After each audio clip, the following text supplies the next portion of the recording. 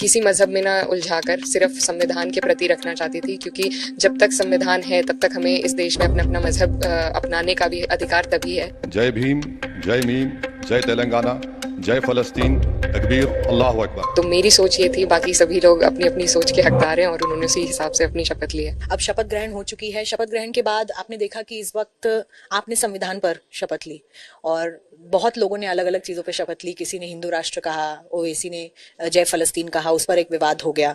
किस तरीके का नजरिया दिखाई दिया आपको? काफी इस तरह का ओथ सेरेमनी हमने पहले कभी नहीं देखा था, तो काफ़ी सबने बहुत सी चीज़ें प्रोक्लेम करी, जिसमें श्रद्धा थी, नियत थी, उन्होंने वो सारी चीज़ें बोली। और मुझे लगता है, मैं सिर्फ अपनी बात अगर करूं तो मुझे जिस पद के लिए मैं शपथ लेने जा रही थी उस पद पर होना भी मुझे संविधान से ही मिलता है। तो और मैं बहुत उसको किसी मजहब में ना उलझाकर सिर्फ संविधान के प्रति रखना चाहती थी, क्योंकि जब तक संविधान है तब तक हमें इस देश में अपना अपना मजहब अपनाने का भी अधिकार तभी है। तो अभी जो मेरे पद की गरिमा है उसके हिसाब से अगर सबसे बड़ी कोई चीज़ है फिलहाल तो वो संविधान है, और संविधान ही हमारे मजहब को हमें इस देश में अपनाने का, उन्हें आगे बढ़ाने का भी मौका देता है। तो मेरी सोच ये थी, बाकी सभी लोग अपनी अपनी सोच के हकदार हैं और उन्होंने उसी हिसाब से अपनी शपथ ली है। और क्योंकि आप युवा सांसद हैं, लगातार विपक्ष की तरफ से इस बार जो आक्रमण दिखा है वो नीट को लेकर दिखा है। कई सारे छात्र हैं, 24,000 जिनका समय बर्बाद हुआ है। नीट के पेपर लीक्स के जो चीजें हैं सामने आई हैं। क्या आपको लगता है कि जैसे कांग्रेस इस मुद्दे को उठा रही है, क्या समाजवादी पार्टी की तरफ से भी एक जो सोच है नीट को लेकर, बच्चों के भविष्य को लेकर, उस पर बातचीत आप करेंगी संसद?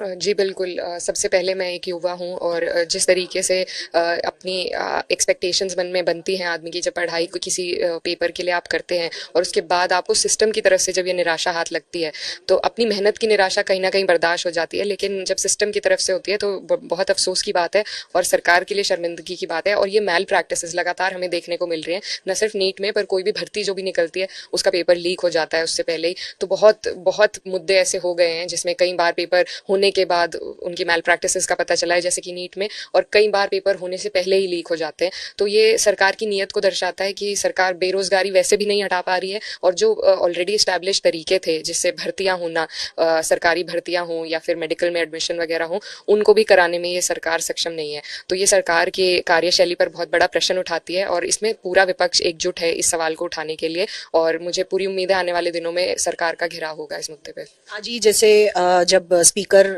चुने गए ओम बिरला जी, और उसके बाद राहुल गांधी भी लीडर ऑफ अपोजिशन थे, प्रधानमंत्री मोदी भी थे वहां पर, और उन्होंने इमरजेंसी के ऊपर जो है स्पीच अपनी शुरू की, तो सारे जो बीजेपी के एमपीज थे वो धरना देने लग गए क्योंकि लोगों ने ओम बिरला जी को बाई पार्टिजान कहा।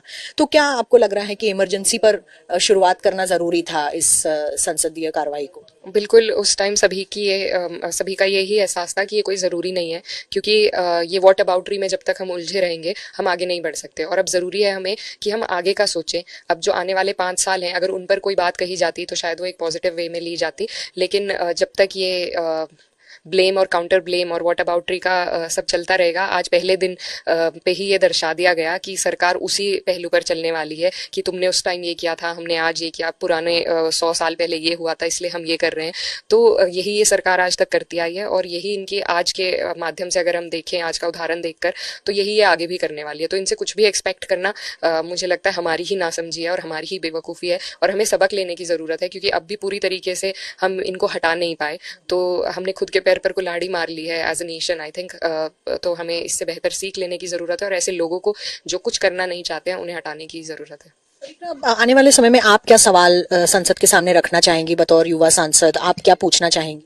देखिए, बहुत से ऐसे मुद्दे हैं। मैं खासकर ये जो नीट का इशू है, मुझे बहुत सारे लोग इस बात पर भी पूछने के लिए कह रहे हैं, और अगर मौका मिलता है, वक्त होता है, तो मैं बिल्कुल इस मुद्दे पर ज़रूर सवाल उठाना चाहूँगी। और इसके साथ ही जो मेरी कॉन्स्टिट्यूंसी है उसको हमेशा अपने मद्देनज़र रखते हुए वहाँ पर जो मुद्दे हैं, खासकर कि किसानों का जो मुद्दा है, ना सिर्फ हमारे इलाके में बल्कि आसपास के भी इलाकों में इस मुद्दे का बड़ा प्रभाव है। तो उनकी आय दुगनी करने का और उनकी 14 दिन की पेमेंट का भी एक मुद्दा है जो अब तक जिसको सुलझा नहीं पाई है सरकार, तो वो भी एक मुद्दा रहेगा। और उसके साथ ही जितनी भी समस्याएं